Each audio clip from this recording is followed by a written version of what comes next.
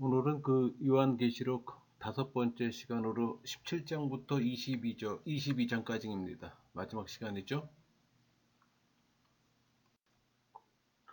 여러분, 우리 앞에서 본 것처럼 16장에서는 이미 심판이 종결되었어요. 17장부터 이미 그 심판받은 그 악의 총체를 상징하는 이 바벨론의 멸망을 또 다각도로 재조명하는 일종의 추가 계시가 주어집니다. 그래서 17장, 18장은 바벨론의 멸망, 그러니까 바벨론 배후의 사단 세력 심판이 주 내용이에요. 근데 그 안에서 보면 17장 1절에서 18장 8절까지 그 앞부분은 그 아직 바벨론이 멸망하기 이전으로 소급된 시점에서 재조명이에요. 그 반면에 그 18장 9절부터 18장 24절까지 바벨론이 멸망한 후 시점에서 재조명을 하는 겁니다. 그런 구별을 좀 여러분들이 이해를 하셔야 돼. 여러분, 우리 그 유대인의 문화 구조가 교차 대구조 구조잖아요. 키아즘 구조라고 하잖아요. 근데 이게 지금 구조적으로 흘러가고 있어요. 조직적이고 아주 논리적입니다. 그러니까 전체적으로 유기성을 갖고 반복 기법을 통해 이 성경이 말하는 의도가 완전히 이해될 수 있도록 상호 보완 설명이에요. 그러니까 성경을 한눈에 볼 수 있게 하고 핵심 메시지를 정확히 파악할 수가 있어요.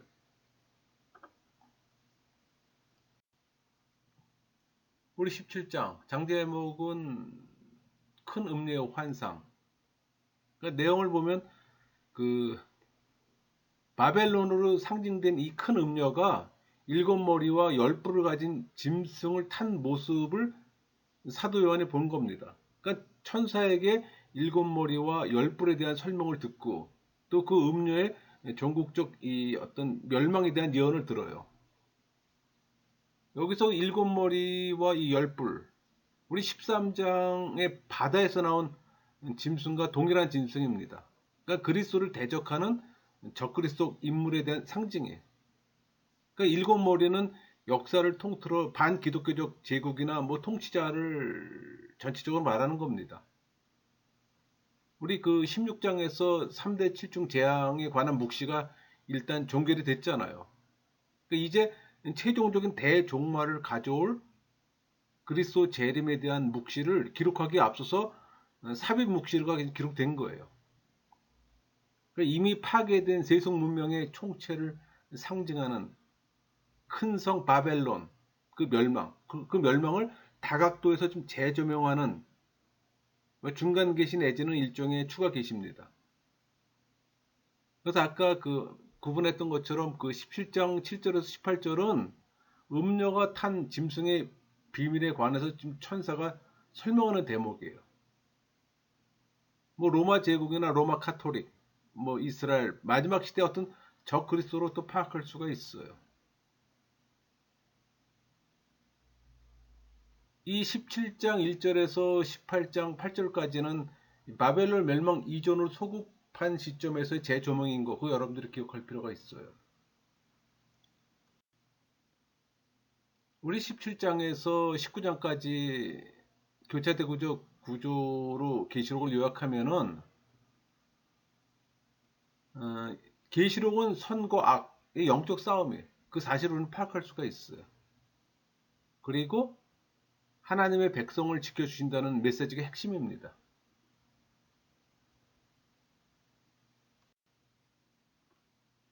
우리가 구조 분석을 보면 17장부터 22장 5절까지는 그 이중 결론부에 속해요. 그 이중 결론이라면 악의 세력의 심판과 멸망. 그게 17장에서 20장까지예요. 그 반면에 21장에서 22장 5절까지는 새 창조와 새 예루살렘의 영광. 그러니까 첫 번째 결론부인 17장에서 20장까지는 또다시 네 부분으로 나눠집니다. 그러니까 첫 번째가 바벨론 심판과 멸망, 또 두 짐승의 심판과 멸망, 용의 심판과 멸망, 또 용을 쫓았던 자들에 대한 최후의 심판. 그렇게 네 단락으로 구분이 되는 거예요.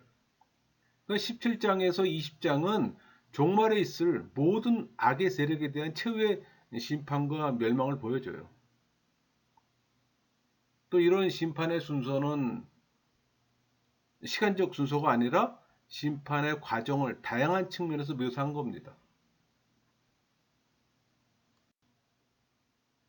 그러니까 첫 번째 결론부는 앞서서 그 일곱 대접 심판에서 언급되었던 16장 12절에서 21절까지 그 내용을 역행적으로 병행적 관계를 이루면서 그 여섯 번째와 일곱 번째 심판의 내용을 다시 한번 지금 반복해서 상세하게 다뤄주는 거예요.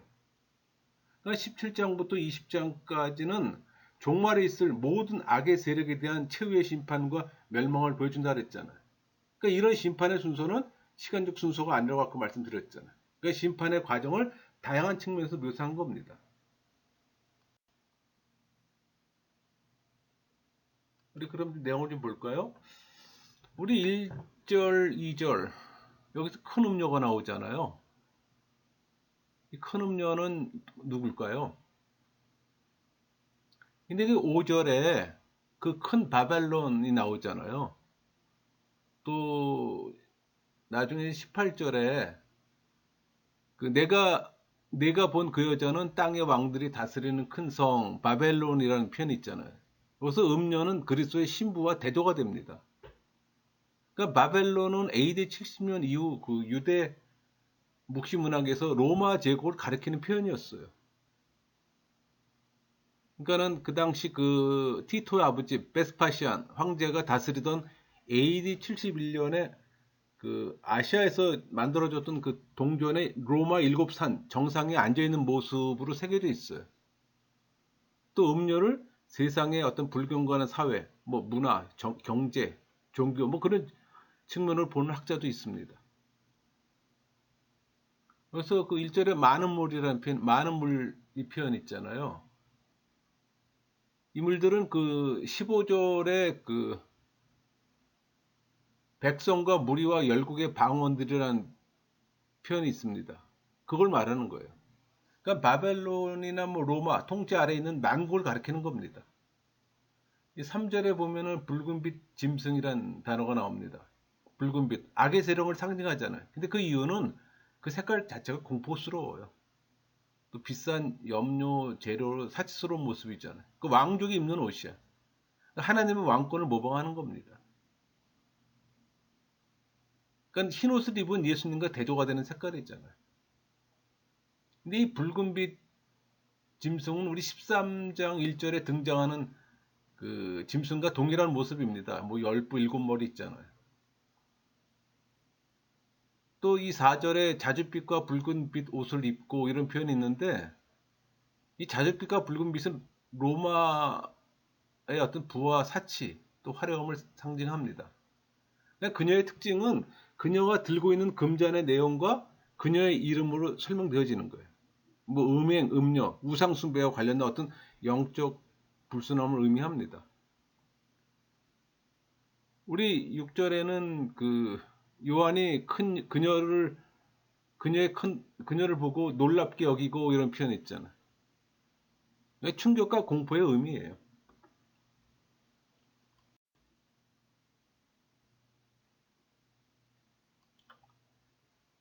우리 그 7절, 8절 거기서 이제 짐승이라는 단어가 나오는데 지금은 없지만 장차 나타날 것으로. 그러니까 불신자들이 그 짐승에 놀랄 겁니다. 그러나 그 짐승의 결국은 멸망이에요.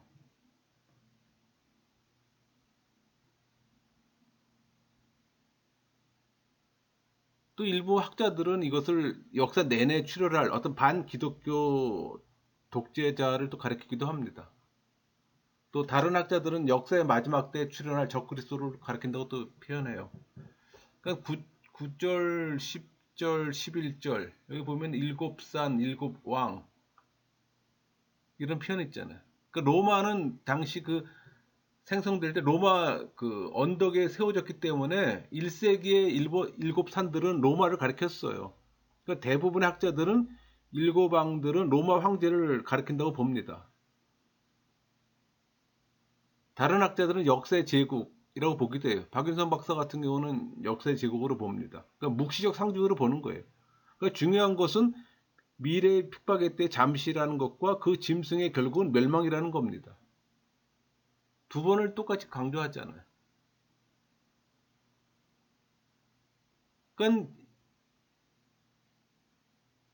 그 짐승이 여덟째 왕이라는 표현에 대해서는 음, 그리스도의 부활을 모방하는 것이라고 보기도 하고 그리스도의 재림을 모방한 것으로 보기도 합니다.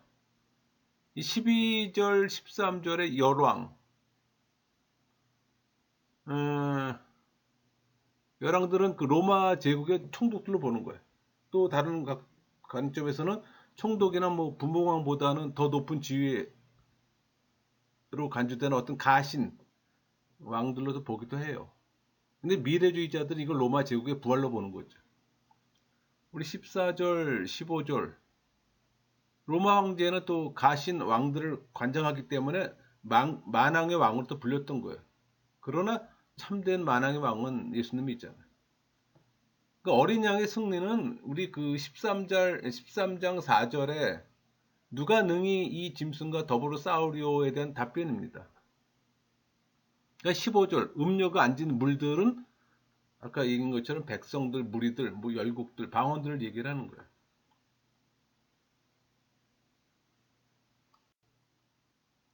여러분 우리가 잠깐 그 17장 9절을 보기 전에 로마 역사를 좀 언급하면은 로마의 그 건국자는 로물루스입니다. 그러니까 로물루스의 이름을 따서 국가 이름이 로마가 된 거예요. 그러니까 로물루스는 군신 그 마르스와 알바롱과 그 왕녀 사이에 태어났어요. 그러니까 왕녀 삼촌에게 쫓겨난 늑대가 키웠다고 합니다. 이 주화가 로마 당시 통용됐던 주화의 모습이에요. 그러니까 여신 로마가 강과 일곱산 배경 위에 앉아있는 모습을 보고 계시록을 표현했을 거라고 추정하는 거예요. 그래서 우리 17장 9절에 일곱 머리 일곱 산 나오는 게 바로 그걸 근거로 하는 겁니다. 당시 이탈리아 로마가 생성되던 그 시기에 일곱 개의 산이 있었던 거예요.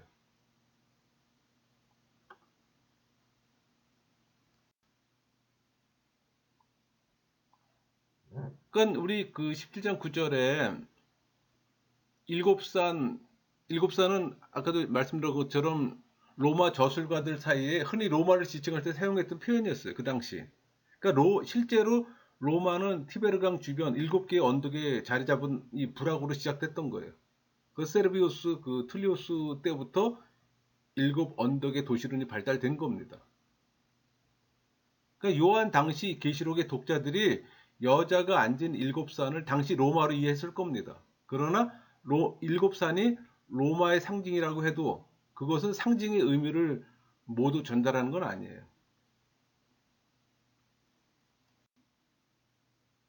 17장 16절 내가 본 바 이 열불과 짐승은 음료를 미워하여 망하게 하고 벌거벗게 하고 그의 살을 먹고 불로 아주 사르리라.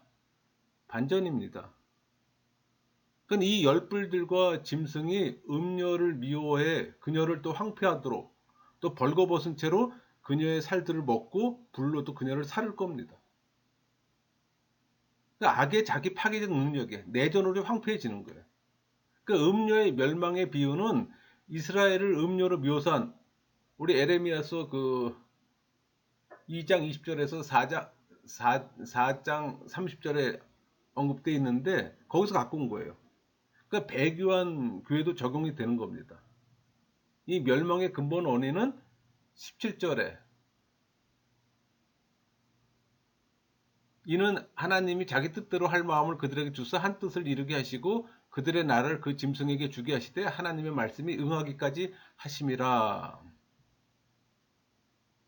왜냐하면은 하나님께서 그들의 마음들에 주셨어요.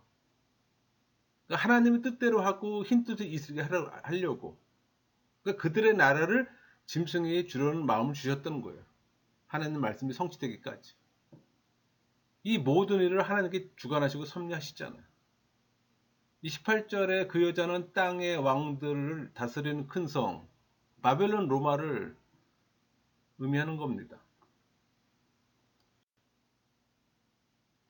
우리 17장을 살펴봤는데 이 17장을 우리 삶에 적용하면은 그 최고의 핍박과 마지막 순간에도 하나님께서 모든 것을 주관하고 계시다는 겁니다. 그걸 우리가 믿어야 되는 거예요. 근데 세상의 위협과 속임 가운데도 참된 만왕의 왕이 우리는 그 세상의 유혹과 속임을 분별하기 위해서 하나님의 또 지혜가 필요하고 또 영적인 눈이 필요한 거예요. 그러니까 마지막 때를 살고 있는 부름받은 우리는 끝까지 충성된 자들이 되어야 하는 겁니다.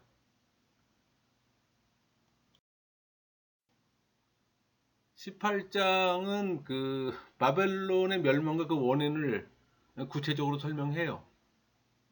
그러니까 18장의 1절부터 8절은 천사에 의한 어떤 바벨론의 재앙 예고나 또 그 성에서 또 떠날 것에 대한 하나님의 경고를 내용으로 해요.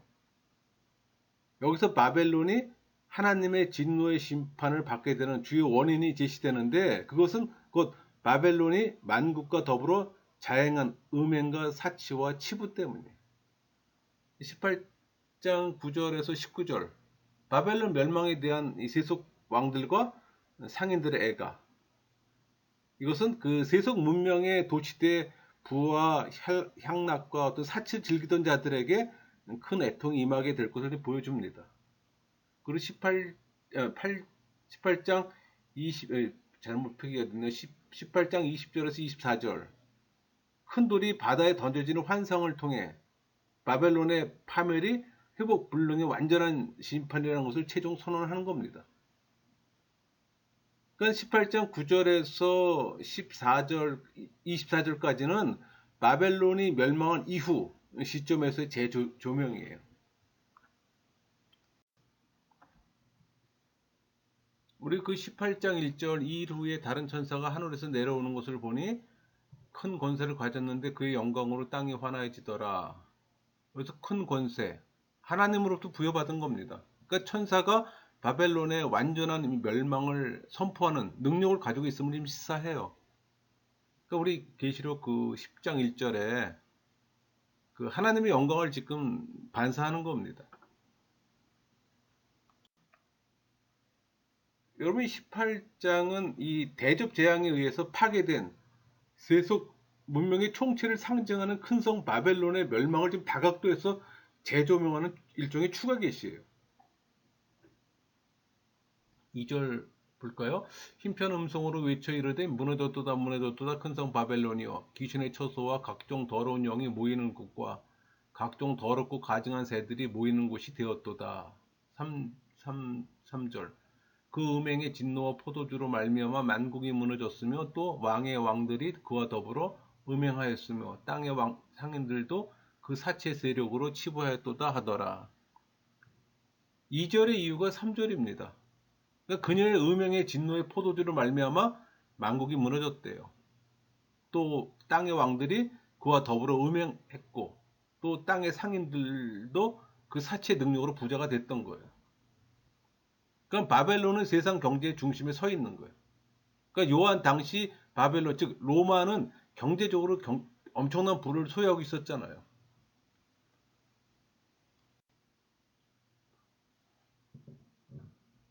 우리 그 7절, 6절 7절 볼까요? 그가 준 그대로 그에게 주고 그의 행위대로 갑절을 갚아주고 그가 섞은 잔에도 갑절이나 섞어 그에게 주라.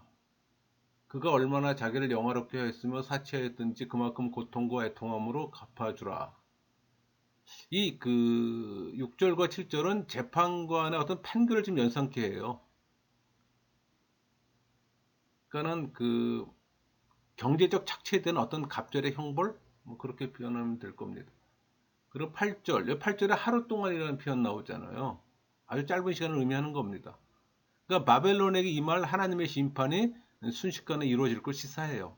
이 심판의 어떤 돌연성과 확신일성을 강조하는 겁니다. 그러니까 심판의 이 궁극적인 원인은 어떤 정의와 능력의 하나님이 이 재판의 내용과 근거에 있어서 구약의 어떤 선언들을 인용하는 것은 최후의 심판 자체가 아니라 심판 자체가 어떤 하나님의 언약 성경적 심판의 최종적 실행임을 좀 보여주는 거예요. 그러니까 성취되었다는 얘기예요. 우리 그 18장 9절에서 19절까지는 이 바벨론 멸망으로 인한 세계의 지금 애가를 표현한 겁니다. 그러니까 바벨론의 멸망에 대한 세속 왕들과 또 상인들의 애가 슬픈 노래죠. 그러니까 이것은 세속 문명의 도취대의 부와 향락과 사치를 즐기던 자들에게 큰 애통이 임하게 될 것을 보여주는 겁니다. 특히 그 장사꾼들의 애통이 강조가 돼요. 그들이 애통하는 이유는 그들의 상품을 사는 자가 없기 때문이에요. 그들의 상품 목록은 사람들의 영혼들이. 당시 로마 제국에 한 6천만 명의 그 노예가 있었을 거로 추정을 합니다. 그러니까 로마 제국의 멸망은 이런 세 부류의 사람들에게 슬픔이 있지만 그리스도인에게는 기쁨이 되는 거죠. 하늘과 성도들과 사도들과 뭐 선자들을 그녀로 말미암아 즐거워하라 이런 표현 있잖아요. 그러니까 왜냐하면 이 표현은 그 그녀들로부터 너희들의 심판을 하나님이 심판하셨기 때문이라고 증거하는 겁니다.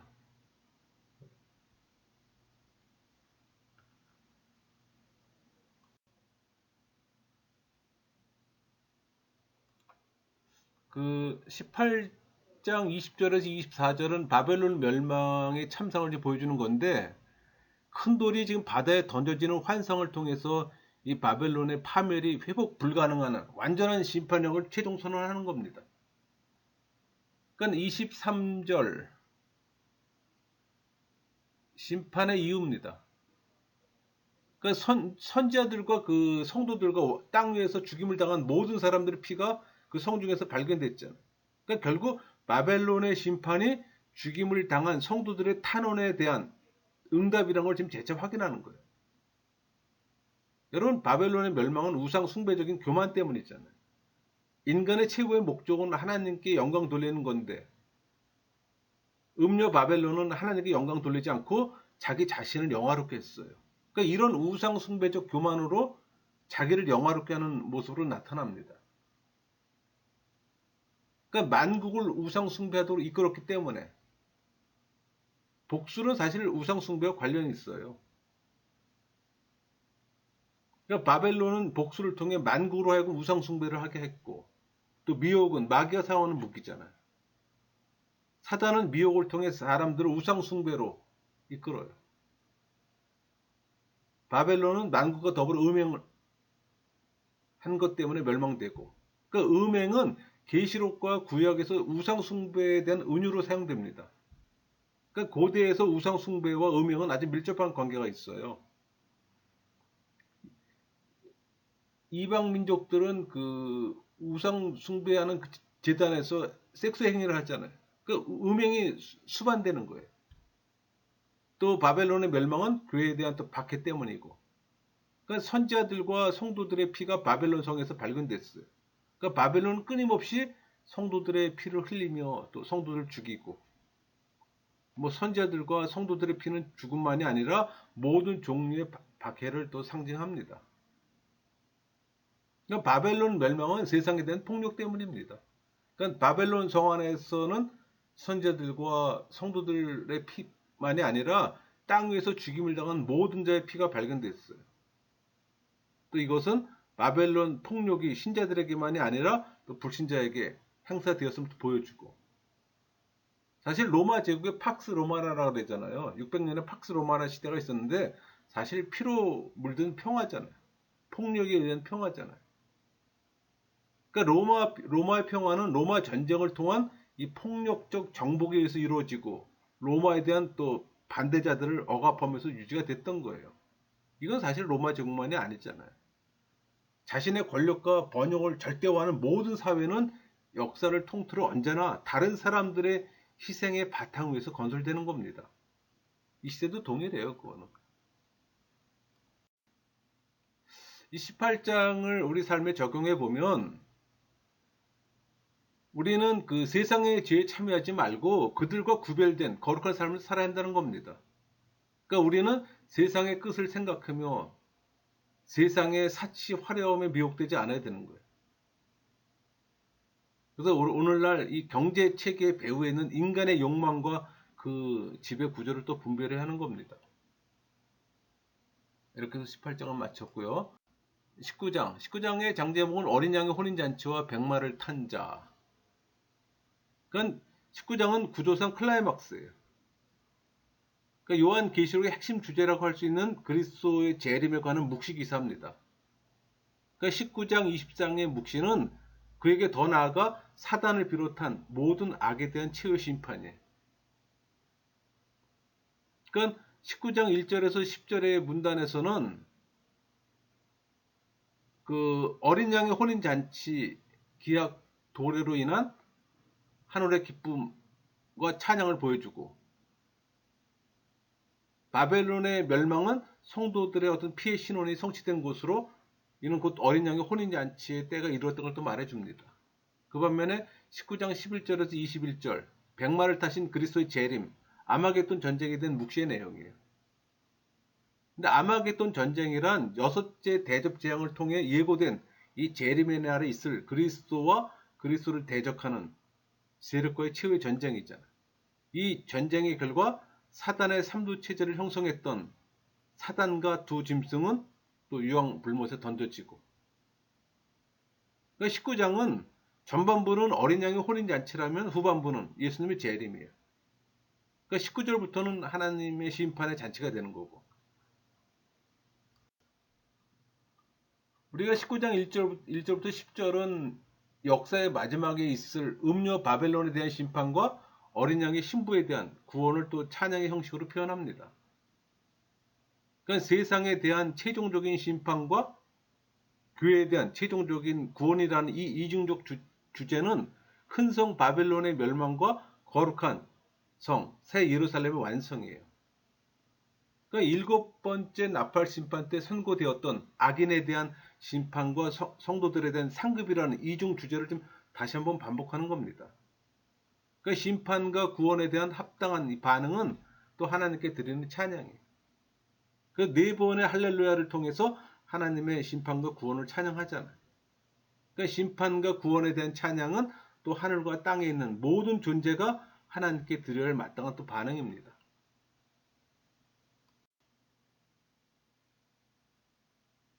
우리 19장 1절에 2일 후에 내가 들으니 하늘의 허다한 무리의 큰 음성, 이런 표현 있잖아요. 그러니까 하늘의 허다한 무리의 찬양이에요. 또 할렐루야, 구원과 영광과 능력이 우리 하나님께 있도다. 할렐루야, 구원, 영광, 능력이 우리 하나님께 있답니다. 왜냐하면 그분의 심판은 참되고 의롭기 때문에. 첫째 할렐루야는 바벨론 심판의 정당성을 보여줘요. 왜냐하면 음행으로 땅을 더럽게 한 큰 음료를 심판하셨잖아요. 그분의 종들의 피를 갚으셨기 때문이에요. 그러니까 하나님의 심판의 정당성을 찬양하는 겁니다. 그러니까 두 번째로 할렐루야, 아니 그 연기가 세세토로 올라가더라. 두 번째 할렐루야는 바벨론 심판의 영원성을 보여줍니다. 그러니까 하나님께서 그 합당한 형벌을 기뻐 받으셨다는 것과 그 형벌이 영원하다는 걸 또 보여줘요. 그러니까 우리 1절, 2절, 3절은 하나님께서 그 합당한 형벌을 기뻐 받으셨다는 것과 그 형벌이 영원하다는 걸 또 보여주는 거예요.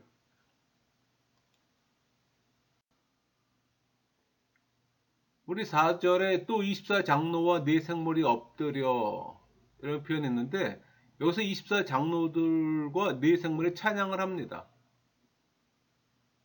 보좌에 앉으신 하나님께 경배하여 이르되 아멘 할렐루야 하니.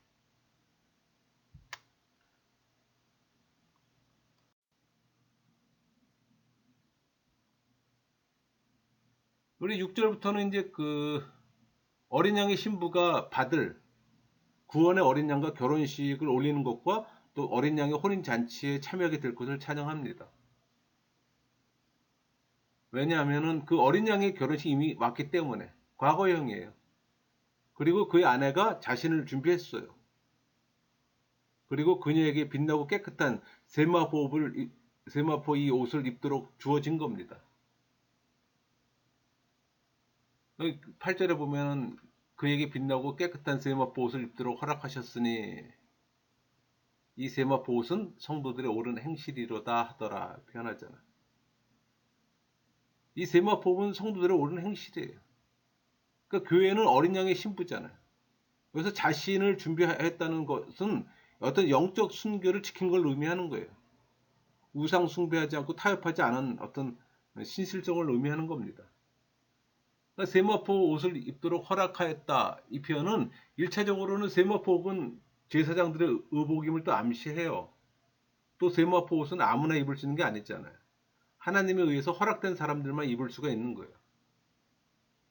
그러니까 여기서 세마포 옷은 일반적으로 눈에 보이는 옷이라기보다는 영적 의미를 갖고 있어요. 그러니까 이것은 그 하나님께서 성도들의 어떤 의로운 행위를 인정해 주시고 상을 주신다는 의미입니다.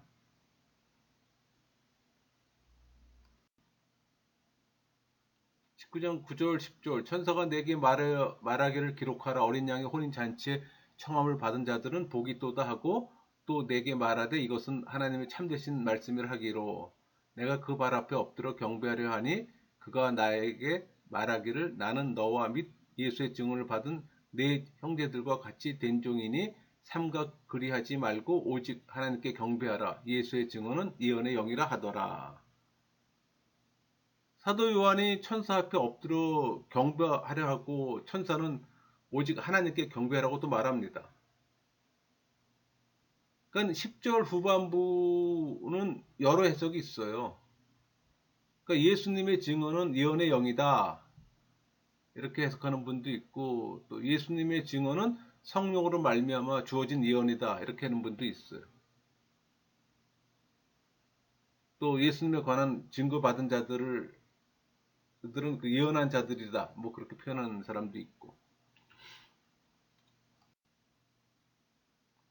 여러분 재림 이유를 좀 정리하면은 21장 6절에서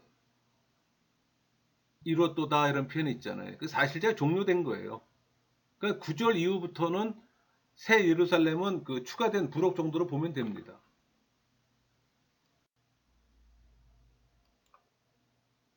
우리 그 19장 뭐 12절 13절 보면은 그 백마 타신 예수 그리스도의 재림을 보여주잖아요. 그러니까 계시록의 핵심이에요. 백마를 탄 자. 11절. 그 이름은 충신과 진실이라. 이런 표현이 있잖아요. 예수 그리스도의 칭호입니다. 피 뿌린 옷. 대적자와 싸움에서 대적자들이 흘린 피가 그리스도 옷에 묻은 거예요. 그러니까 예수님의 어떤 존재의 비밀, 초월적 성격을 강조합니다. 그러니까 하늘에 있는 군대들이 백마를 타고 그를 따라요. 그들은 1차적으로 성도를 말하는 겁니다. 그러나 성경 전체를 보면 백마 탄 하늘 군대는 또 천사들이 포함됩니다. 우리 그 19장 16절에 그 옷과 다리에 이름을 쓴 것이 있으니 만왕의 왕이요 만주의 주라 하였더라. 그러니까 다리의 이름이 만왕의 왕, 만주의 주. 그러니까 로마 제국에서 조각상의 다리 부분에 비문을 새기는 건 당시 흔했다고 합니다. 그러니까 만왕의 왕이요 만주의 주는 구약 성경에서 하나님의 칭호를 나타내잖아요. 그러니까 종말에 대적자들을 파멸시키고 온 세상을 지배하시며 통치하시는 그리스도의 어떤 절대적 권력을 시사합니다.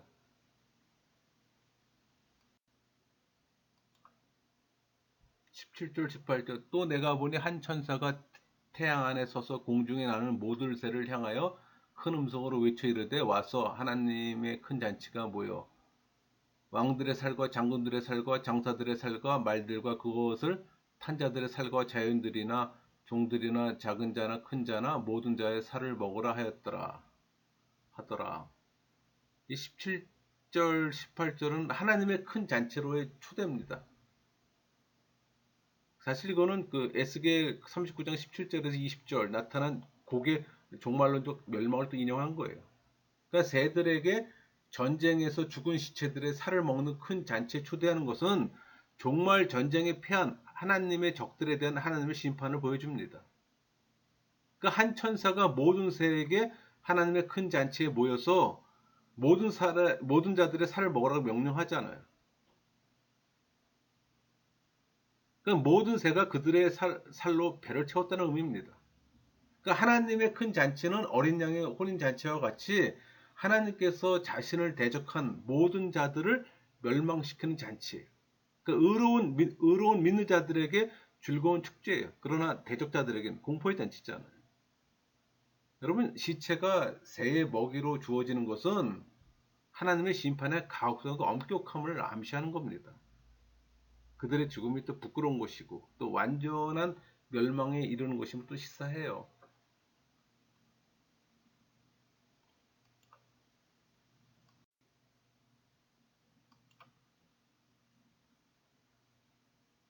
이 19절, 20절 또 내가 봄에 짐승과 땅의 임금들과 그들의 군대들이 모여 그 말탄 자와 그의 군대와 더불어 전쟁을 일으키다. 짐승이 잡히고 그 앞에 표적을 행하던 거짓 사람들도 함께 잡혔으니 이는 짐승의 표를 받고 그의 우상에게 경배하던 자들을 표적으로 미혹하던 자라. 이 둘이 산채로 유황불 붙는 못에 던져지고.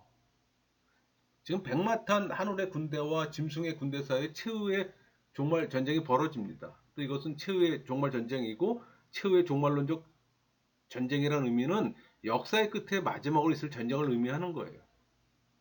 근데 하나님은 이 최후의 전쟁을 통해 하나님의 원수들을 최종적으로 무너뜨리는 거예요.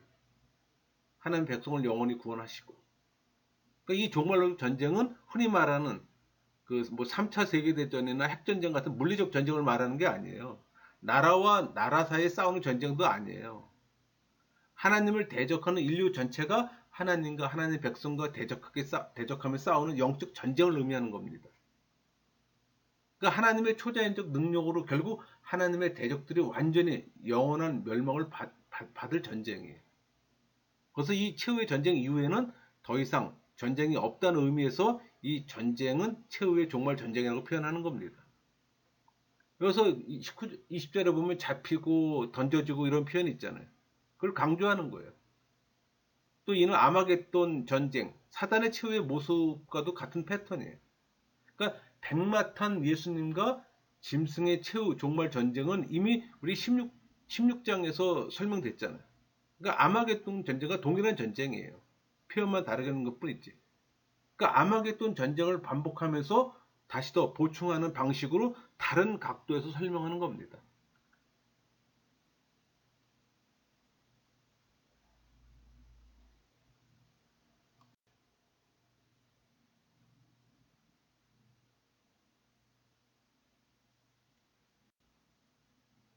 19장을 우리 삶에 한번 적용해 보면은 최후의 심판을 실행하시는 이 백마탄 예수 그리스도를 바라보는 겁니다.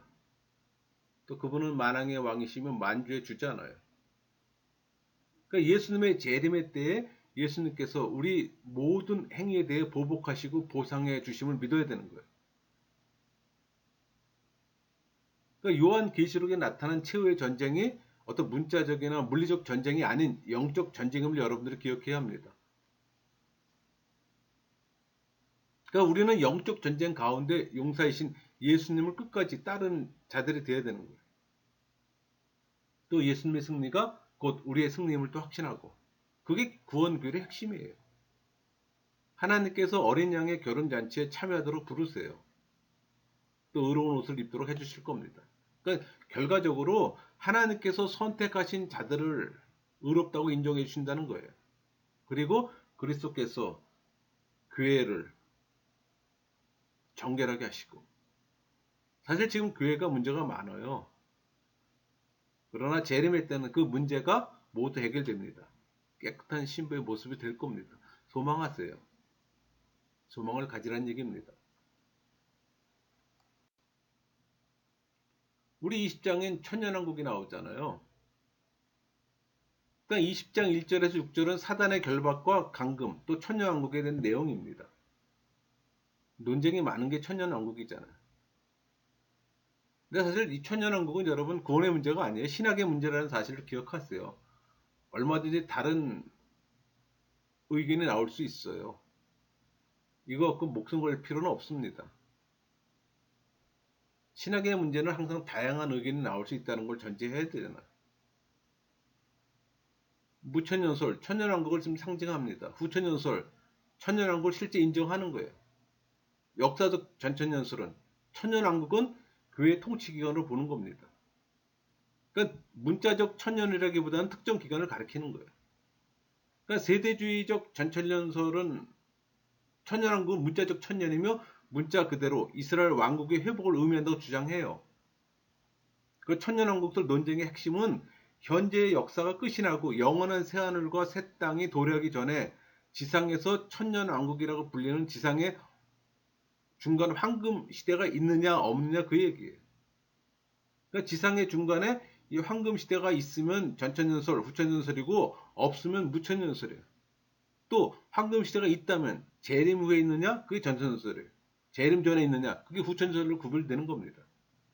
또 천년이 문자적이냐 상징적이냐 구분하잖아요. 그러니까 천년왕국의 장소가 지상이냐 또 천상이냐 그걸 또 구분해요. 다양하죠.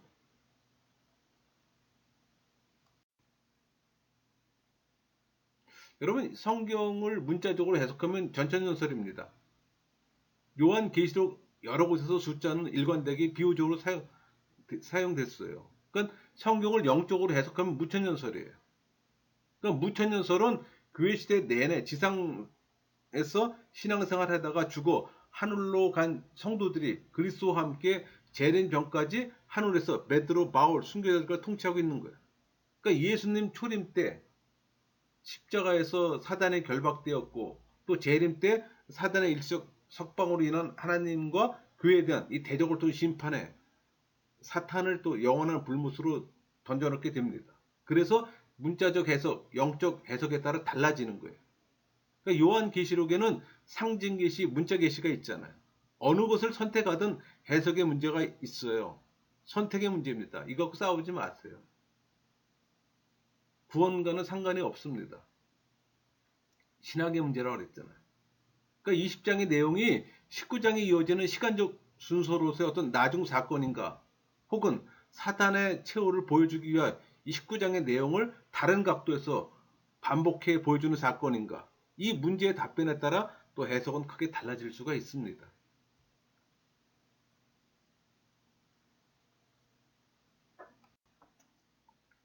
여러분 20장 1절에서 6절을 키아짐 구조로 보면은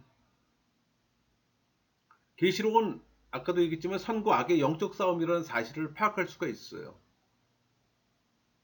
그리고 하나님의 백성을 지켜주신다는 게 메시지의 핵심입니다.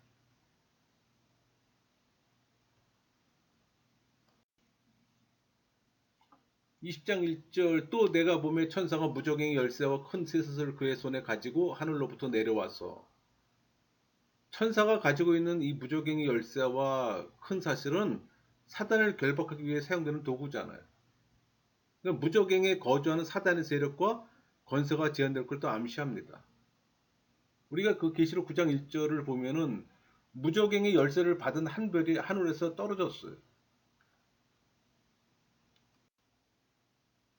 2절, 3절 볼까요?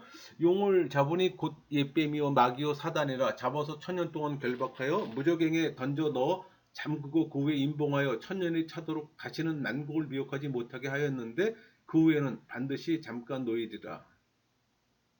천사가 천년 동안 사단을 무적행에 가둔 이유를 지금 밝히는 거예요. 만국을 미혹하지 못하게 하였다가 이 천년 동안 하나님의 백성을 공격하지 못하도록 함에 있는 겁니다. 그러니까 성도들의 최대의 원수인 사단도 한 천사에게 꼼짝도 하지 못하고 지금 잡혔어요. 그러니까 하나님의 철저한 통제 아래 있음을 지금 보여줍니다. 또 잠깐 풀려나는 것도 하나님의 계획 안에 있음을 또 보여주는 거예요. 그러니까 천년은 문자적으로 해석해야 하는가? 아까 얘기했잖아요. 요한계시록 어느 곳에든 숫자는 일관되게 비유적으로 사용됐다는 거 꼭 기억하세요. 유대교와 초기 기독교 문헌에서도 천년은 구원받은 자들의 영원한 복을 가리키는데 비유로 사용됐어요. 뭐 천년은 짧은 기간을 상징하는 열흘에 대조되는 긴 기간을 상징합니다. 그러나 전천년주의자들은 또 천년에 대한 문자적 해석을 고집하잖아요. 그래서 용이 결박되는 환상은 문자적으로 해석해야 하는가? 이미 일어난 일인가? 미래 일인가? 근데 여러분, 결박되다 헬라어로 네오거든요. 이 동사는 예수님께서 귀신을 제압하고 쫓아내셨다는 설명을 이 도둑에 비유하실 때도 사용했어요. 우리 마가복음에서도 표현됐던 건데, 그러니까 사탄이 예수님의 사역을 통해 결박되었다면 지금 활동하고 있는 사탄의 세력은 뭘까요? 그러니까 사탄의 결박은 사탄의 존재 소멸을 의미하지 않아요. 다만 그의 권세가 그리스도의 십자가 사건으로 제압당했다는 측면을 지금 강조해 드러내는 겁니다.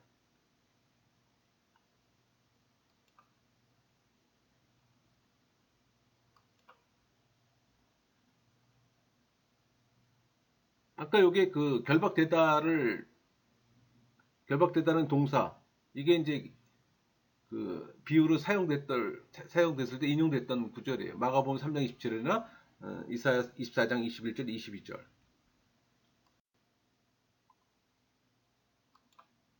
20장 3절 무적행에 던져 넣어 잠그고 그 위에 임봉하여 천년이 차도록 다시는 만국을 미혹하지 못하게 하였는데, 무적행 헬라어로 아비시우스입니다. 깊은 물이나 땅을 가리키는 건데 마귀를 가두는 곳이나 음부의 지하실을 또 의미해요. 또 이것은 사단과 마귀의 세력이 거하는 처소이고 천년 동안 사단이 갇히는 감옥으로 또 의미합니다. 그러니까 다시는 미혹하지 못한다는 이 의미는 요한계시록에서 미혹하는 자는 사단의 추종 세력들 있잖아요. 뭐 둘째 짐승이나 큰 음녀 그걸 의미하는데, 오늘날 사탄은 여전히 활동하잖아요. 근데 그의 세력이 치명타를 입었어요. 그 치명타 입었음을 아는 것은 성도에게는 큰 위로와 지혜를 얻게 하는 겁니다. 그 지혜라 함은 예수 그리스도를 의지하는 걸 말하는 겁니다. 그러나 어떤 학자는 천년왕국 때 사단의 미혹이 완전히 중단될 것이라고 또 보기도 해요. 그게 전천선설 주장하는 사람들의 주장입니다. 우리 10장 4절부터 6절까지 내용을 보면 또 내가 보좌를 보니 거기에 앉은 자들이 있어 심판하는 권세를 받았더라. 또 내가 보니 예수를 증언함과 하나님의 말씀 때문에 목배임을 당한 자들의 영혼들과 그 짐승과 우상에게 경배하지 아니하고 그들의 이마와 손에 그의 표를 받지 아니한 자들이 살아서 그리스도와 더불어 천년 동안 왕노릇하니. 천년왕국의 모습입니다. 지금 요한은 보좌들을 봤어요. 또 그들이 보좌들에 앉았고 또 그들에게 심판이 주어집니다. 그러니까 목배임을 당한 자들의 영혼들, 또 짐승과 우상에게 경배하지 않고 표를 받지 않은 자들이 살아서 그리스도와 함께 천년 동안 다스려요. 근데 이게 과거형이에요. 그러니까 심판하는 권세를 받은 자들은 누구인가? 순교자들과 우상 숭배하지 않은 자들과 동격인가? 근데 그들은 24장로들 또는 교회 공동체의 대표자들, 아니면 순교의 정신을 가진 교회 전체, 아니면 순교자들과 잠재적 순교자를 말하는가? 이렇게 다양한 의견들이 있습니다. 그렇다면 모든 그리스도인들이 천년 왕국의 통치에 참여한다는 이야기인가? 맞아요. 모두가 참여하는 겁니다. 여기서 살아서라는 이 의미는 다스린다는 의미를 갖고 있어요. 부활, 거듭남, 중간 상태, 의견도 여기서 분분해요.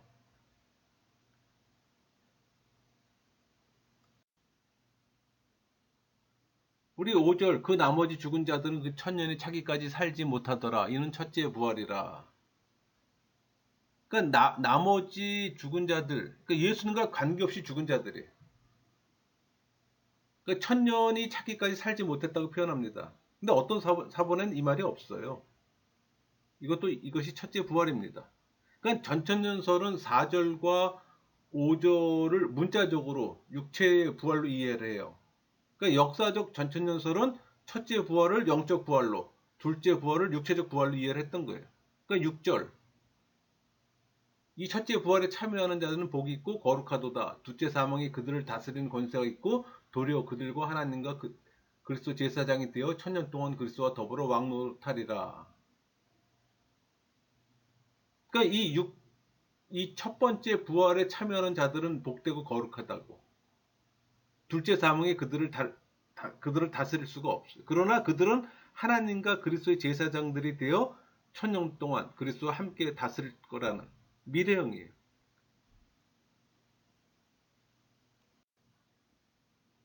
그 20장 7절에서 15절까지는 사단의 최후의 백보자 심판에 대한 언급입니다. 그러니까 이때는 곡과 마곡 전쟁이 발발해요. 그러니까 천년 왕국이 지난 후 잠시 결박에서 풀려난 사단이 땅의 사방 백성인 곡과 마곡을 모아 성도들의 진을 또 포위하고 싸우고자 합니다.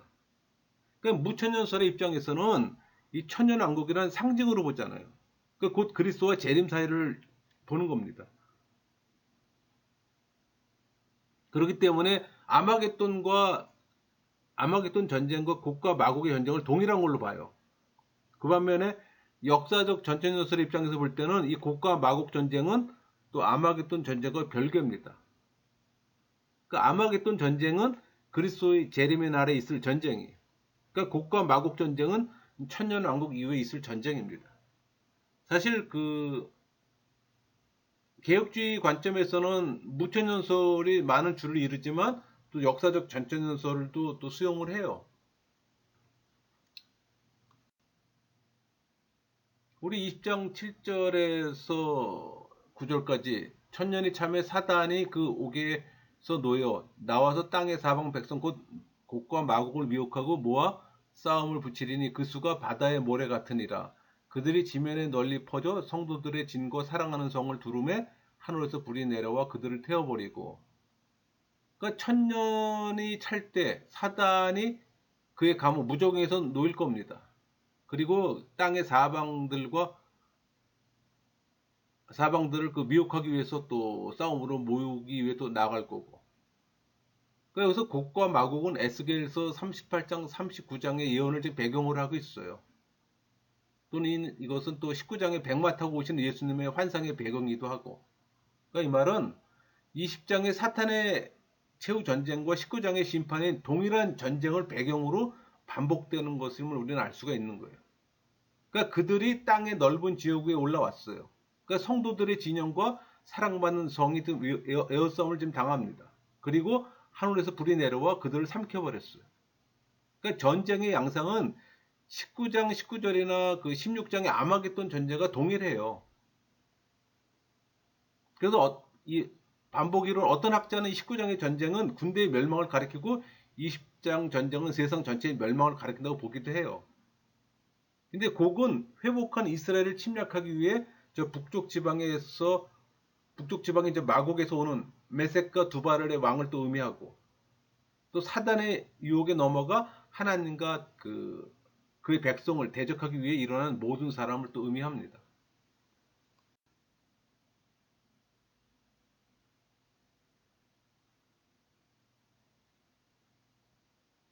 우리 10절 또 그들을 미혹하는 마귀가 불과 유황못에 던져지니 거기는 그 짐승과 거짓 선자도 있어 세세토록 밤낮 기름을 받으리라. 그 마귀가 불과 유황못에 지금 던져집니다. 또 그들이 세세토록 밤낮 기름을 받을 것이고. 그러니까 계시록의 세 가지 종말 전쟁은 전부 다 에스겔 38장 39장의 종말 전쟁을 배경으로 하는 동일한 전쟁임을 다른 각도에서 지금 묘사한 거예요. 여기서 세세토록 밤낮 괴로움을 받으리라. 이 표현은 사단의 멸망이 단순히 죽음을 당하는 게 아니에요. 그들이 당하는 고통은 끊임없이 지속되는 것으로 영원한 멸망을 시사하는 표현입니다. 그러니까 불과 유황의 못은 그 악의 세력들이 심판받아 영원토록 고통을 받는 장소를 상징하잖아요. 그러니까 사단의 두 하수인 노릇하던 짐승과 거짓 선지자도 있어요. 그러니까 사단과 그 짐승을 따랐던 불신자들, 즉 생명책에 이름이 기록되지 못한 자들도 들어갑니다. 여러분 그 요한계시록에 세 가지 종말 전쟁이 나온다 그랬잖아요. 그러니까 아마겟돈 전쟁, 백마탄 재림 예수님과 두 짐승의 전쟁, 사탄의 곡과 마곡 전쟁, 모두 동일한 전쟁을 배경으로 하는 반복되는 전쟁이에요. 그러니까 이 전쟁이 벌어지는 시간은 주의 날로 불리는 그 시간이에요. 그러니까 예수님의 재림의 날을 말하는 겁니다. 최후의 심판의 날이에요. 그 초림부터 재림까지 기간이 천년 왕국의 끝에 일어나요. 그러니까 종말론적 전쟁은 교회와 세상의 영적 전쟁이라고 했잖아요. 선과 악, 하나님 나라와 사단의 나라, 하나님의 백성과 하나님의 원수의 영적 전쟁. 그러니까 악의 세력에 대한 하나님의 심판이 종말론적 전쟁의 결과 악의 세력은 영원한 심판을 받게 됩니다.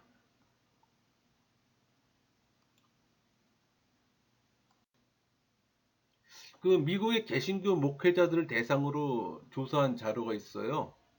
이 자료 출처는 라이프워치 그 리서치사입니다. 그러니까 그 천년왕국에 대한 그 선호도예요. 가장 많은 게 무천년설. 개혁주의자들이 얘기하는 무천년설이 31%예요. 후천년설은 11%, 전천년설은 48%.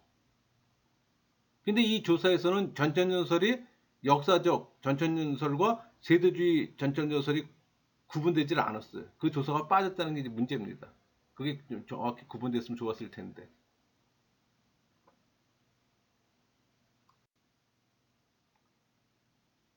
우리 20장의 8절, 9절, 10절 나와서 땅의 사방 백성 곧 곡과 마곡을 미혹하고 모아 싸움을 붙이리니 그 수가 바다의 모래 같으리라. 그들이 지면에 널리 퍼져 성도들의 진과 사랑하는 성을 두름에 하늘에서 불이 내려와 그들을 태워버리고 또 그들을 미혹하는 마귀가 불과 유황못에 던져지니 거기는 그 짐승과 거짓 선자도 있어 세세토록 밤낮 괴로움을 받으리라. 땅의 사방 백성과 동일시되고 있는 곡과 마곡은 아까도 말씀드린 것처럼 에스겔 38장 39절에서 인용해 왔잖아요.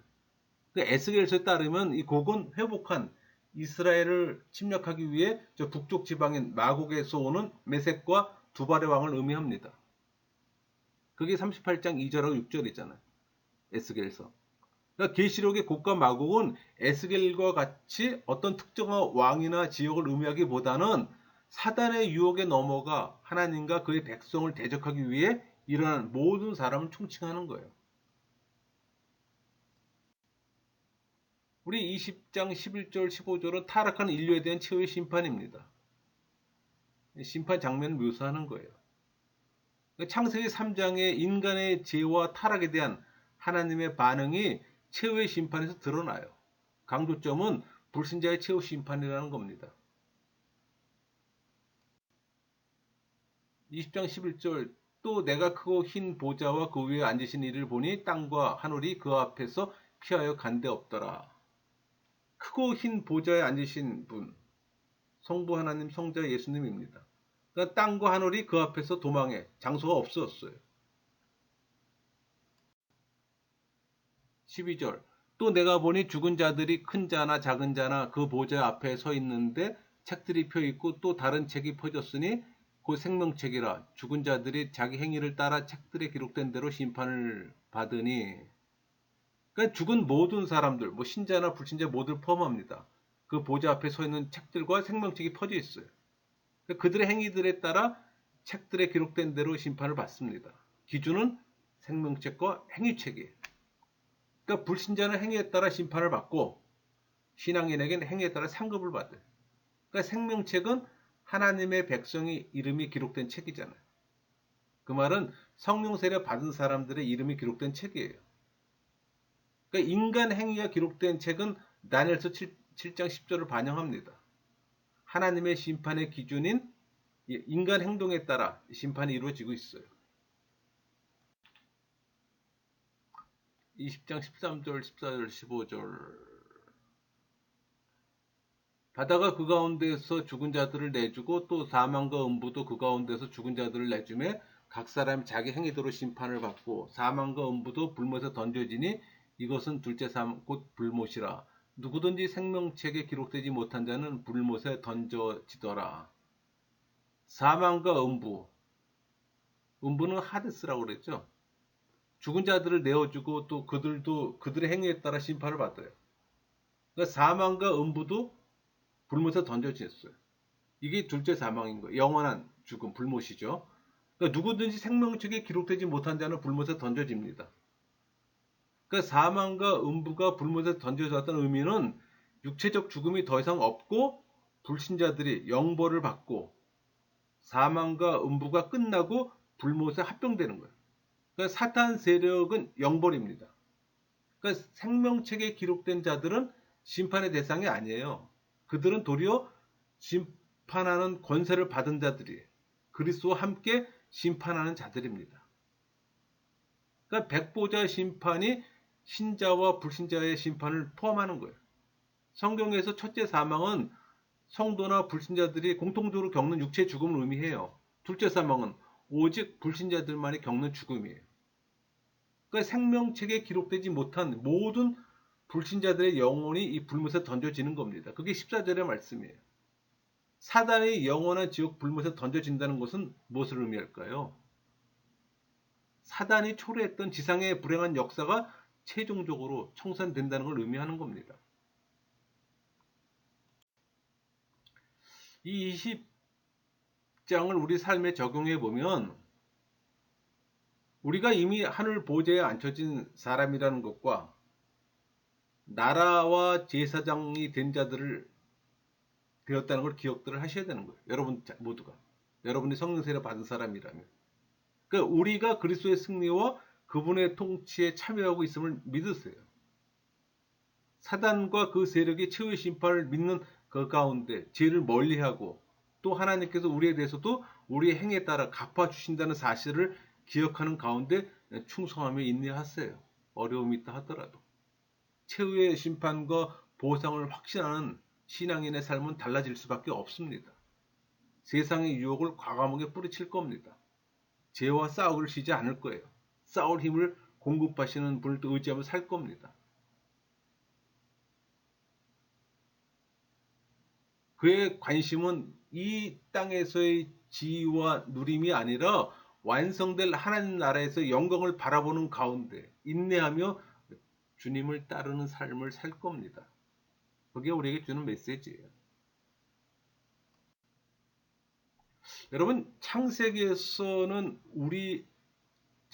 우리는 이 사단이 인류에게 죄와 죽음을 몰고 온 것을 보았잖아요. 그런데 성경의 이 마지막 책인 계시록에서는 우리는 인류에게 불행을 몰고 왔던 사단의 최후의 멸망당을 지금 봅니다.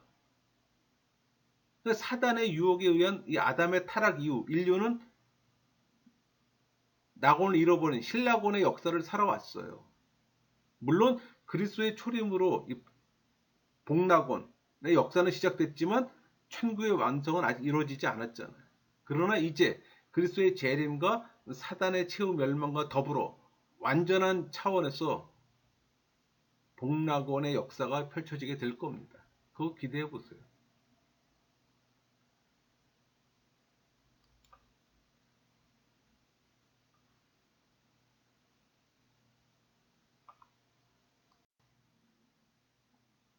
(21장) 21장에서는 새하늘과 새 땅, 새 예루살렘 환상을 봅니다.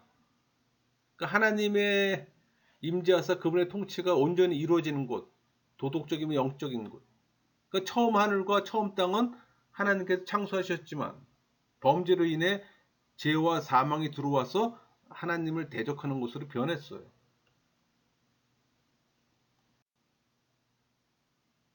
여기서 21장 1절에 보면 또 내가 새하늘과 새 땅을 보니 이런 봤다고 시작합니다. 그러니까 새하늘과 새 땅. 왜냐하면 처음 하늘과 처음 땅이 지나갔고 바다는 아직 있지 않기 때문에. 그러니까 새하늘과 새 땅은 재창조의 의미가 아니에요. 질적으로 완전히 새롭다고 할 정도의 갱신되는 걸 말하는 겁니다. 그래서 1절과 5절의 이 표현은 볼까요? 또 내가 새하늘과 새 땅을 보니 처음 하늘과 처음 땅이 없어졌고 바다도 다시 있지 않더라. 5절 보지 않으시니가 이르되 보라 내가 만물을 새롭게 하노라 하시고 또 이르시되 이 말은 진실하고 참되니 기록하라 하시고 1절과 5절은 같은 표현이에요. 그러니까 창조가 아니라 새롭게 하는 겁니다. 그러니까 새하늘과 새 땅은 현재 하늘과 땅이 변화된 거예요. 변화의 정도가 아니라 변화의 정도가 질적으로 커서 새 하늘과 새 땅이라고 부를 수밖에 없는 거예요. 그러니까 거룩한 성 새 예루살렘은 신부가 남편을 위해 단정한 것으로 묘사됐잖아요. 그러니까 새 예루살렘을 확대해서 설명하는 우리 21장 9절에서 22장 5절에서는 새 예루살렘이 예수님의 신부, 즉 어린 양의 아내라고 분명히 밝힙니다. 거룩한 성 새 예루살렘은 도시로 묘사된 완성된 교회를 상징해요.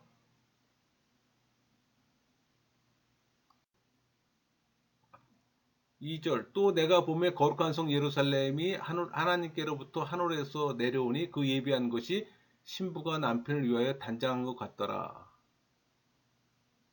그러니까 거룩한 성 예루살렘에 대한 묘사예요. 그러니까 계시록 21장 2절과 21장 9절에 새 예루살렘은 그리스도의 신부라고 명시되어 있어요. 그러니까 새 예루살렘은 교회를 상징합니다. 그러니까 새 예루살렘은 죄와 사망과 고통에서 분리된 하나님께서 만드신 선물이에요. 하나님의 거처예요.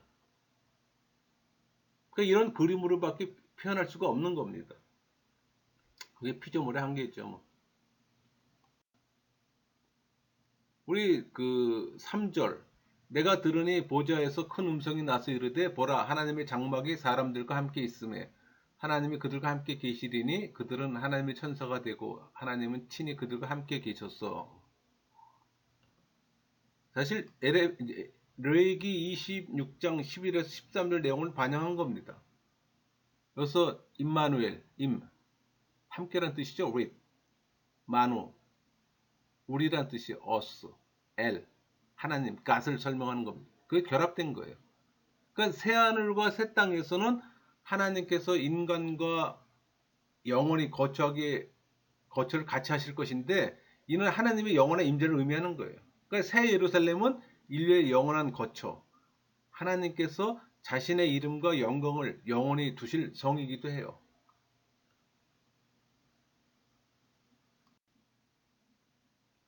여러분, 그 하나님의 날은 주님의 때를 나타냅니다.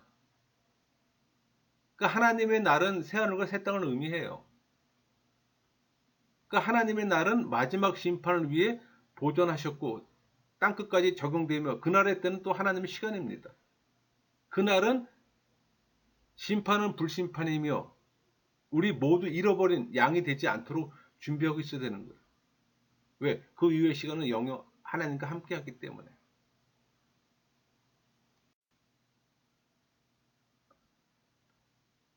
여러분 하늘과 땅, 바다는 악의 세력에 의해서 오염되었기 때문에 새로워져야 됩니다. 그러니까 하나님께서는 악의 근원을 제거하심으로써 모든 걸 새롭게 하세요. 여러분 새롭게 된다는 의미는 뭐 사망, 슬픔, 아픔의 제거를 통해서 표현되는 거예요. 그러니까 모든 것을 새롭게 하시는 하나님의 새 창조 사역에 예수님의 역할이 드러나는 겁니다. 말씀이 드러난다는 얘기예요. 완성되었다라는 이 표현, 하나님의 선언은 예수님의 십자가 사건으로 시작된 구속과 심판의 종말이에요. 우리 다 이루었다라는 표현이 있잖아요. 최종적으로 완성되었음을 보여줘요. 그러니까 창조를 시작하시는 분이 완성을 이루세요. 지옥에 가는 자들에 대한 묘사는 우상 숭배에 동참한 자들이라는 점과 연관됩니다.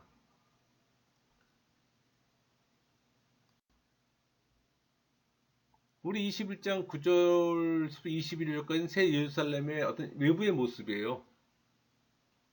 그러니까 일곱 대접을 가졌던 천사들 중 하나가 말하기를 이리로 와라. 음녀가 받을 심판을 보여주겠다 그런 표현이 있잖아요.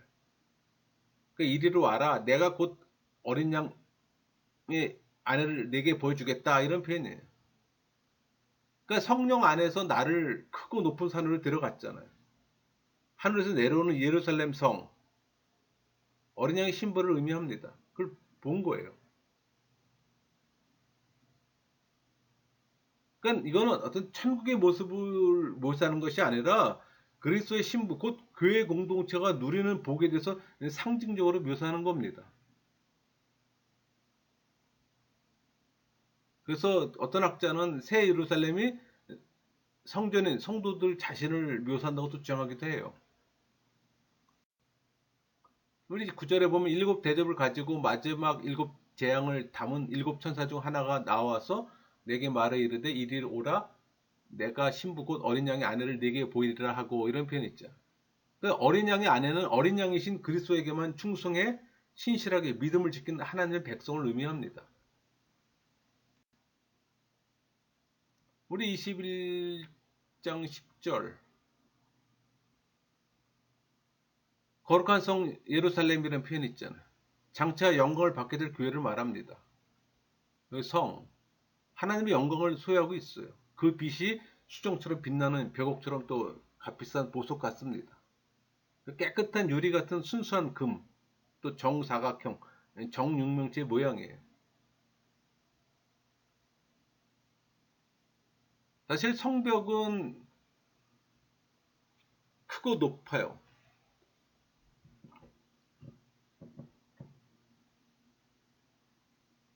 성문은 이스라엘 12지파 이름이 적힌 문 있잖아요. 동서남북으로 3개씩. 또 각 문마다 진주로 되어 있고. 기초석은 12사도의 이름이 적혀있는 성벽의 기초석이에요.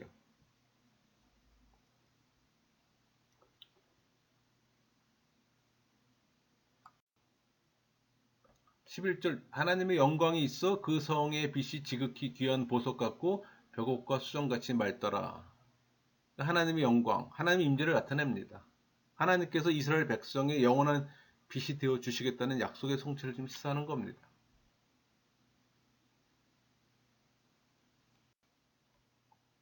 11절 하나님의 영광이 있어 그 성의 빛이 지극히 귀한 보석 같고 벽옥과 수정같이 맑더라. 이 벽옥과 수정같이 맑더라는 이 표현은 하나님의 영광을 표현하는 것으로 보좌에 현현하신 또 하나님을 묘사해요. 12절 크고 높은 성곽이 있고 12문이 있는데 문에 12천사가 있고 그 문들 위에 이름을 썼으니 이스라엘 자손 12지파의 이름들이라. 문들을 위에 있는 12지파의 이름은 에스겔서 우리 48장에 나타난 종말론족 예루살렘 성의 환상과 연결됩니다. 그러니까 12지파는 하나님께서 택하신 모든 백성을 의미하는 거예요.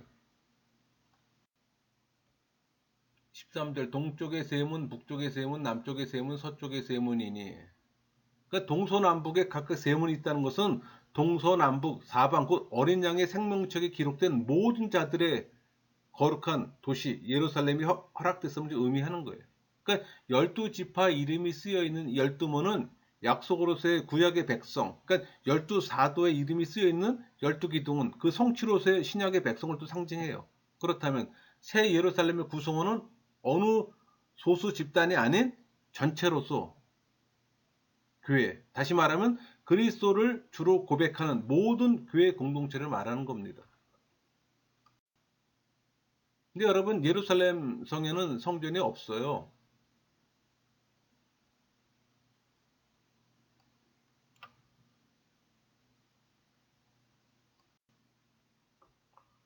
우리 이사야나 에레미야, 에스겔서에서 언급된 성전이 새 예루살렘 성에는 없다는 얘기예요. 그러니까 성전은 없고 보좌에 앉으신 이와 어린 양만 있을 뿐이에요. 그러니까 예루살렘 성 안에 계신 어린 양 자체가 성전이에요. 그러니까 새 예루살렘 성은 에덴 동산의 회복이 이루어지는 곳입니다.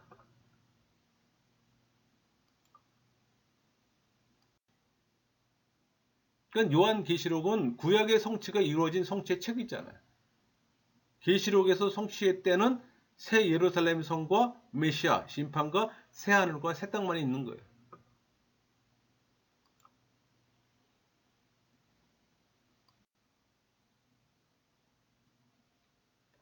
우리 여기 14절에 보면 그 성의 성곽에는 12기초석이 있고 그 위에 어린 양의 12사도의 12이름이 있더라. 그러니까 어린 양의 12사도의 12이름은 문위에 새겨진 12지파 이름과 같이 하나님의 백성을 가리키는 겁니다. 그러니까 예수 그리스도의 복음과 사도의 가르침의 기초에 세워진 그리스도의 공동체를 의미하는 거예요. 그래서 16절에 그 성을 측량하니 이런 표현이 있잖아요.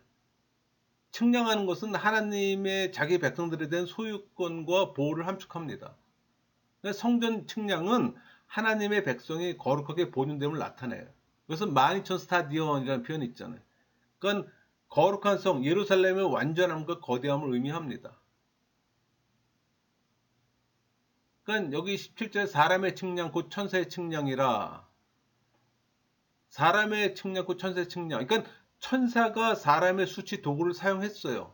그러니까 측량이 천사적인 겁니다. 19절 20절 그 성의 성과 기초석은 각색 보석으로 꾸몄는데 첫째 기초석은 벽옥이요, 둘째는 남보석이요, 셋째는 옥수요, 넷째는 녹보석이요, 다섯째는 홍만호요, 여섯째는 홍보석이요, 일곱째는 황옥이요, 여덟째는 녹옥이요, 아홉째는 담화옥이요, 열째는 비치옥이요, 열한째는 천옥이요, 열두째는 자수정이라. 순서가 다르다 할지라도 우리 출애굽기 28장 10절에서 20절에 나타난 대제사장 흉배에 있는 보석과 같아요. 하나님이 모든 약속이 거룩한 성, 새 예루살렘의 성취입니다. 구약시대에 오직 대제사장에게만 주어졌던 권한들이 거룩한 성, 예루살렘에선 하나님의 백성들에게도 주어지고 있음을 암시해요.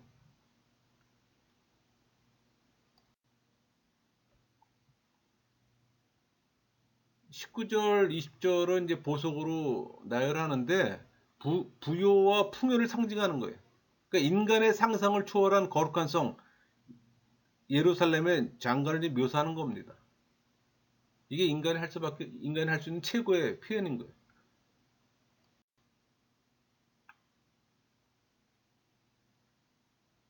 우리 22절부터 27절까지 예루살렘 내부의 모습을 나타내는데 성전이 없다 그랬잖아요. 성 안에서 내가 성전을 보지 못하였으니, 아까도 얘기한 것처럼 하나님과 어린 양이 성전 그 자체이기 때문에 또 해와 달의 비침이 필요 없어요. 왜냐하면 하나님의 영광이 비치고 어린 양의 등불이 되시기 때문에.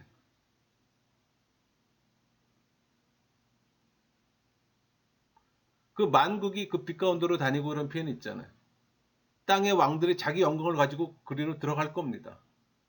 그들이 만국의 영광과 존귀를 가지고 들어갈 겁니다. 낮에는 성문을 닫지 않아요. 거기에는 밤이 없어요. 더러운 곳, 가증한 것, 거짓말한 자는 결코 들어가지 못하기 때문에 오직 어린 양의 생명체 기록된 자들만이 들어갈 겁니다. 여러분 21장을 우리 삶에 한번 적용해 보면 하나님께서 우리와 함께 해주시는 것이 가장 큰 복임을 알아야 합니다. 그러니까 새하늘과 새 땅에서 누리는 위로, 그러니까 뭐 사망, 슬픔, 고통 더 이상 경험하지 않게 돼요. 그 이유가 바로 어린 양의 죽으심 때문인 걸 여러분들이 기억하세요. 여러분 우리들은 목말라는 자들인가요? 우리는 두려워하며 불충한 자들인가요? 우리 자신을 살펴야 할 겁니다. 우리는 짐승의 나라와 그리스도 나라 사이에 어느 쪽에 충성할 것인지를 날마다 선택해야 되는 거예요. 두 개의 깃발의 묵상이라는 게 있잖아요. 예수 그리스도의 깃발, 사단의 깃발. 그거 갖고 묵상하는 겁니다. 우리의 삶을 매일매일. 22장 장제목은 아멘 주 예수의 오시옵소서가 되겠죠. 그러니까 새 예루살렘의 내부 모습과 생활에 강조점을 둬요. 그걸 묘사한 후에 요한계시록 전체에 대한 결론을 내리고 있습니다. 그러니까 22장 1절에서 5절은 특히 그 새 예루살렘 성내의 어떤 생명수강과 생명나무에 관해서 묘사하고 있어요. 하나님과 어린 양의 보좌로부터 발원한 생명수강은 예루살렘 길 가운데로 흐르며 좌우에는 12가지 실과가 날마다 맺어요. 달마다. 그 잎사구로는 만국을 조성케 하는 또 생명나무가 서 있고, 그러니까 이런 예루살렘 성에 대한 정경이 묘사된 뒤 성도들은 그곳에서 다시 저주가 없는 영원 지복한 삶을 누리게 될 것을 좀 선언합니다. 요한계시록은 성경의 마지막 책이잖아요. 또 처음부터 예수 그리스도에 의해 성경의 마지막 책으로 의도된 이 사실, 그리고 무엇보다도 그 내용이 인간 구원의 어떤 최종적 실현 단계를 지금 보여주고 있는 거예요. 그러니까 근본적으로 인간 구원의 특별 계신 성경의 절정입니다.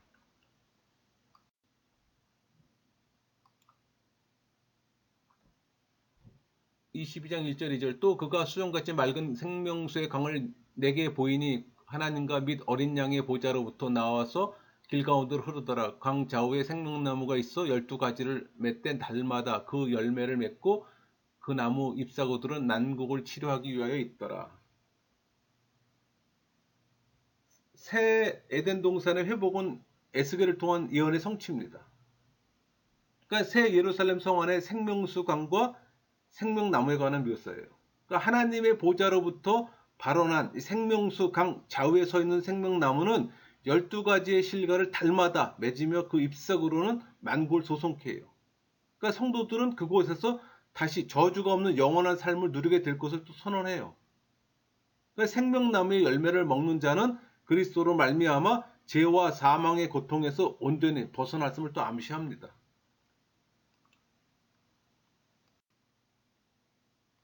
22절, 22장 3절, 4절 다시 저주가 없으며 그러니까 다시는 모든 저주가 있지 않을 겁니다.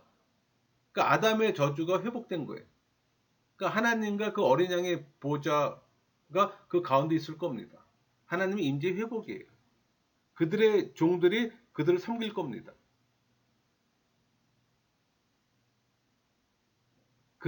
그의 얼굴을 볼 것이고 그의 이름이 그들의 이마에 있을 겁니다. 22장 5절 다시 밤이 없겠고 등불과 햇빛이 쓸데없으니 이는 주 하나님이 그들에게 비치심이라 그들이 세세토로 왕노릇하리로다. 아담에게 주어졌던 사명이 온 교회를 통해 성취되었음을 보여줘요. 6절 또 그가 내게 말하기를 천사의 말이에요. 요한에게 오직 하나님만을 경배하라고 권면합니다. 설사 천사가 하나님의 계시를 전해준다 할지라도 그는 결코 경배 대상이 될 수 없잖아요. 오직 계시의 근원이신 하나님만의 경배 대상입니다. 우리에게 시사하는 바가 커요. 사람을 경배하면 안 되잖아요. 목회자를 숭배하는 것은 무지와 맹신입니다. 7절 보라 내가 속히 오리니 예수님의 말씀이에요. 보라 내가 속히 오고 있다. 현재형입니다. 이 예언의 말씀들을 지키는 보전하는 자는 복이 있다는 얘기예요.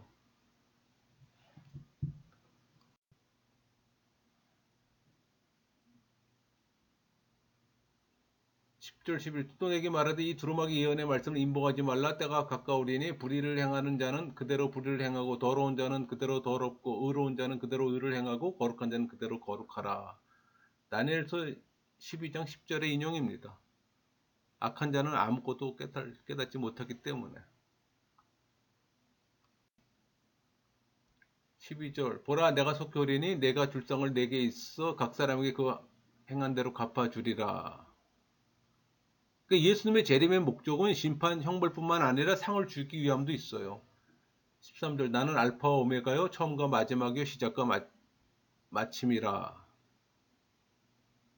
그러니까 예수님의 신적 권위 하나님과의 동등성을 또 나타내요. 그러니까 알파와 오메가는 역사의 모든 걸 주관하시는 분으로서 어떤 역사의 창조자시며 완성자라는 뜻이잖아요. 그러니까 알파와 오메가라는 표현이 계시록의 표지처럼 감싸고 있다는 것은 하나님과 예수님이 역사의 주권자, 즉 역사의 창조자며 완성자라는 사실을 좀 강조해요. 그러니까 알파와 오메가라는 칭호를 하나님과 예수님이 동일하게 두 번씩 적용하는 것은 성부, 성자, 이 동등한 주권자라는 걸 말해줍니다. 14절 자기 두루마기를 빠는 자들은 복이 있으리니. 왜? 그들이 생명나무에 대한 그리고 성에 들어갈 권세가 있기 때문에. 16절 나 예수는 교회들을 향하여 내 사자를 보내어 이것들을 너희에게 증언하게 하였노라. 나는 다윗의 뿌리요 자손이니 곧 광명한 새벽별이라 하시더라. 새벽별 구약 메시아 예언의 성취를 보여줍니다. 17절부터 21절까지 후반부 말씀은 성령과 그 교회 공동체의 초청이에요. 또 18절, 19절은 그 마지막 경고. 20절은 예수님 말씀. 그래서 아멘 주 예수여 오시옵소서. 그러니까 예배 의식에 자주 사용되었던 기도잖아요. 그러니까 예수님 재림에 대한 하나님 백성들의 간절한 소망을 시사해요. 아람어로 마라나타, 헬라어로는 마라나다인데 그리스도의 재림에 대한 어떤 소망과 모든 인간사를 주관하시는 그리스도의 주권에 대한 고백입니다. 그러니까 21절 주 예수의 은혜가 모든 자에게 있을지어다 아멘. 그러니까 요한계시록 전체를 매듭짓는 축복 그리고 그리스도의 주권과 그의 재림을 간절히 소망하는 모든 성도들을 지칭합니다. 우리가 22장을 우리 삶에 적용하면 하나님께서 이루어가고 계시는 새하늘과 새 땅의 새 땅을 인해 우리가 감사합니다. 그러니까 마지막 초청, 마지막 경고에 귀를 기울이고 우리도 주 예수의 어서 오시옵소서라고 날마다 말할 수 있도록 살아야 하는 거예요. 아멘 주 예수 오시옵소서라는 기도는 예수님이 가르쳐 주신 주기도문의 첫 세 가지 간구의 내용을 요약한 거나 마찬가지예요. 그러니까 예수님의 재림과 새하늘과 새 땅에서 하나님 나라의 완성이 우리 기도요, 꿈이요, 비전이요, 목표가 되어야 합니다. 그러니까 우리는 우리의 행위를 근거로 받는 것은 아니지만 우리의 행위는 하나님 앞에 중요하다는 거예요. 그걸 꼭 기억해야 합니다. 여러분 창세기의 시작과 계시록의 마지막 대칭 구조입니다. 반면에 창세기 4장과 계시록 19장은 선악의 싸움이에요. 그래서 우리가 성경은 하나의 이야기임을 우리가 또 알 수가 있어요.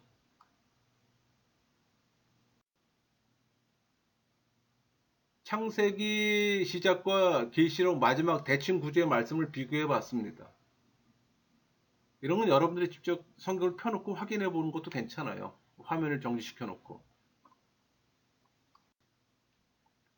여러분 창조주요 구속주이신 하나님의 경륜입니다. 하나님은 창조하시고 구속하시고 또 안식을 주세요. 요한계시록을 다시 한번 정리하면은 첫 강의에서 말씀드린 것처럼 계시록의 시작은 구조를 파악하는 겁니다. 인, 나팔, 대접, 그 안에 삽입, 계시 5개를 파악하는 게 중요합니다.